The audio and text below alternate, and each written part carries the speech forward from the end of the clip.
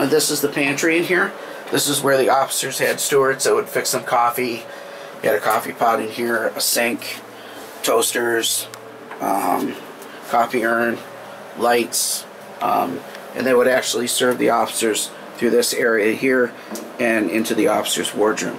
And as we make our way through here, underneath the floor is the officers' wardroom. You can see my wife, she's getting a tour as well. And this is the officers' country.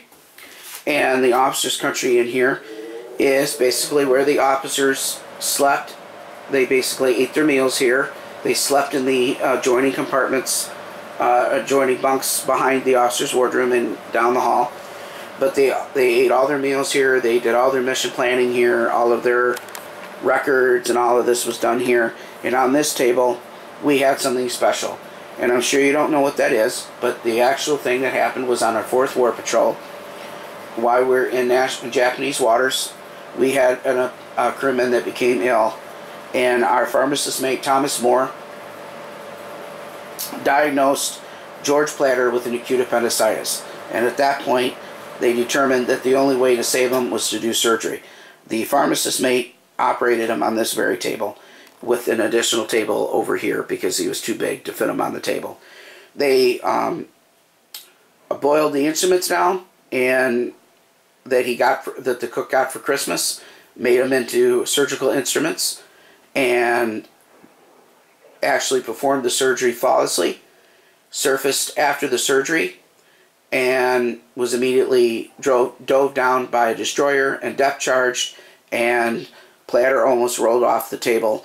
If the pharmacist mate, Thomas Moore, hadn't saved him, he would have passed away there, but he survived the surgery and was on watch later on and successfully completed his service in the United States Navy. So hats off to the pharmacist mates. They were trained in pharmaceuticals and not surgery and did an outstanding job in their field on World War II submarines throughout the war. Here's your 1st War Patrol, 2nd War Patrol, 3rd War Patrol, 4th War Patrol, and as you zoom around here, you have a Navy clock as well that you can look at and see. And then as we make our way around, we also have the 5th War Patrol, the 6th War Patrol, 7th War Patrol, 8th War Patrol, and the 9th War Patrol, and then the Stork. We went home. As we make our way out here, and above here is underneath this compartment here is the after battery section. 4 battery. 4 batteries where the 126 Sargo class batteries were kept. We also had 126 in the after battery as well. This is where the officers slept. And as you make your way forward here, this is where some of the other officers slept. The Boy Scouts and Cub Scouts and Girl Scouts also sleep on here on overnight encampments. So make sure you call the museum if you'd like to have a sleepover on board the submarine. We can arrange that for you. Alright.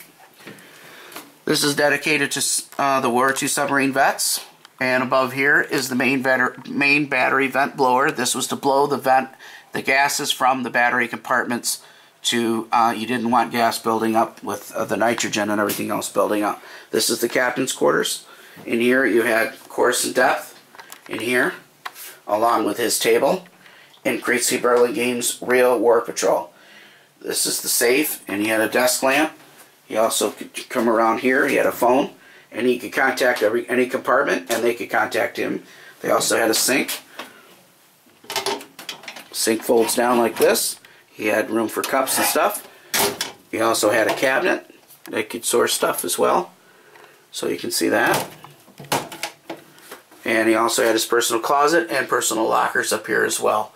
The 3 commanding officers that slept in this room were Creasy Burlingame, Commander John S. Coy Jr., and Commander Nichols.